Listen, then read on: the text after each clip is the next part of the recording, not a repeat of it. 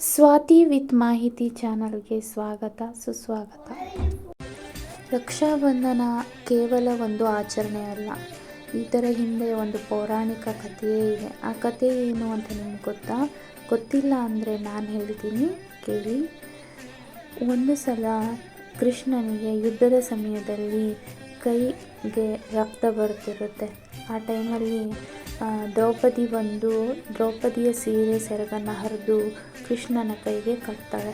ಆಗ ಆಕೆ ಅವನಿಂದ ಏನನ್ನೂ ಅಪೇಕ್ಷೆ ಪಡೋದಿಲ್ಲ.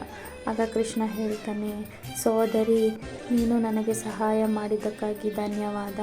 ನಿನಗೆ ಯಾವುದೇ ಸಹಾಯ ಬೇಕಿದ್ದರೂ ನಾನು ನಿನ್ನ ಜೊತೆಗಿರುತ್ತೇನೆ. ನಿನ್ನ ರಕ್ಷಣೆಗೆ ನಾನು ಸದಾ ಸಿದ್ಧನಾಗಿರುತ್ತೇನೆ ಅಂತ ಹೇಳ್ತಾನೆ. ಹಾಗೆಯೇ ನೀನು ಯಾವಾಗಲೂ ನನ್ನ ನೆನೆಸಿಕೊಂಡು ನನ್ನ ಕರೆದಾಗ ನಾನು ಬಂದೇ ಬರ್ತೀನಿ ಅಂತ ಹೇಳಿ ಮಾತು ಕೊಡ್ತಾನೆ. ಆಗ ಮಹಾಭಾರತದಲ್ಲಿ ದ್ರೌಪದಿಯ ವಸ್ತ್ರಾಪರಣದ ಸಂದರ್ಭದಲ್ಲಿ ದ್ರೌಪದಿಗೆ ಸಹಾಯ ಮಾಡೋಕ್ಕೆ ಅಂತ ಯಾರೂ ಬರೋದಿಲ್ಲ. ಆಗ ದ್ರೌಪದಿ ಏನು ಮಾಡ್ತಾಳೆ, ಶ್ರೀಕೃಷ್ಣ ನನ್ನ ಮನಸ್ಸಿನಲ್ಲಿ ಬೇಡ್ಕೊಳ್ತಾಳೆ, ಶ್ರೀಕೃಷ್ಣ ನನಗೆ ಸಹಾಯ ಮಾಡು ಅಂತ ಹೇಳಿ ಮನದಲ್ಲಿನೇ ದುಃಖಿಸ್ತಿರ್ತಾಳೆ. ಆಗ ಶ್ರೀಕೃಷ್ಣ ಆಕೆಯ ಸಹಾಯಕ್ಕೆ ಬರ್ತಾನೆ.